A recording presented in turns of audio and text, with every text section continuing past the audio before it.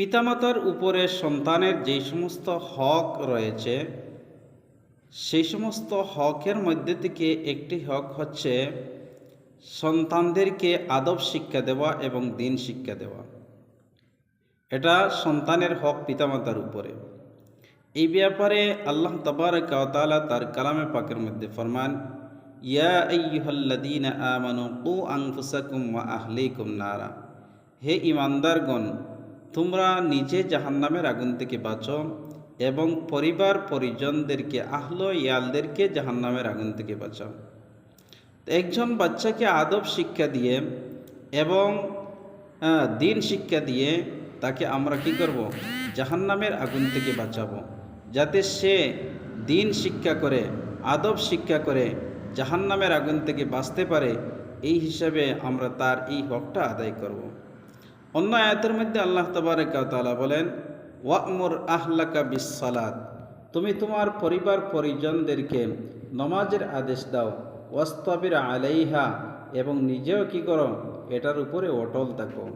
লা নাসআলুকা রিজকা, আমি তোমার কাছে রিজিক চাই না। নাহনু নারযুকুকা, আমি তো তোমাকে রিজিক দিয়ে থাকি। ওয়াল আকিবাতু লিত-তাকওয়া, এবং উত্তম পরিণতি হচ্ছে পরহেজগারির মধ্যে, আল্লাহ তাআলার ভয় ভীতির মধ্যে, তাকওয়া অবলম্বন করার মধ্যে রয়েছে উত্তম পরিণতি। অন্য এক হাদিসের মধ্যে জনাব রাসূলুল্লাহ সাল্লাল্লাহু আলাইহি ওয়াসাল্লাম বলেন, আলা কুল্লুকুম রাঈন ওয়া কুল্লুকুম মাসউলিন আন রাঈয়াতিহি। কাল কিয়ামতের দিন প্রত্যেক অভিভাবকদেরকে তার অধীনস্থদের ব্যাপারে তাকে জিজ্ঞাসা করা হবে, যে তাকে যে আল্লাহ তাআলা অভিভাবক বানিয়ে দিয়েছিলেন তার অধীনস্থের উপরে, এই হিসাবে তার অভিভাবকত্ব কতটুকু আদায় করেছে, তার সন্তানদেরকে সে দিন শিক্ষা দিয়েছে, আদব শিক্ষা দিয়েছে, না আদব শিক্ষা দেয় নাই, দিন শিক্ষা দেয় নাই, এই ব্যাপারে জিজ্ঞাসিত হতে হবে। এমনকি শুধু এটা নয়, আরও যত ব্যাপারে যত মানুষ যেই সমস্ত বিষয়বস্তুর উপরে অভিভাবকত্ব আছে, প্রত্যেককে আল্লাহ তাবারক ওয়া তাআলা জিজ্ঞাসা করবেন।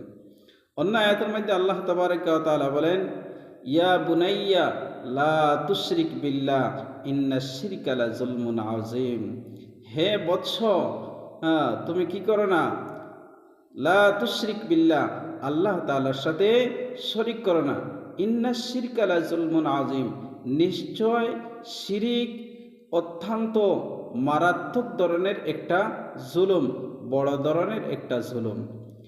এই আদেশটা, এই উপদেশটা লুকমান হাকিম আলাইহিস সালাতু ওয়াস সালাম তার সন্তানকে কি করেছিলেন?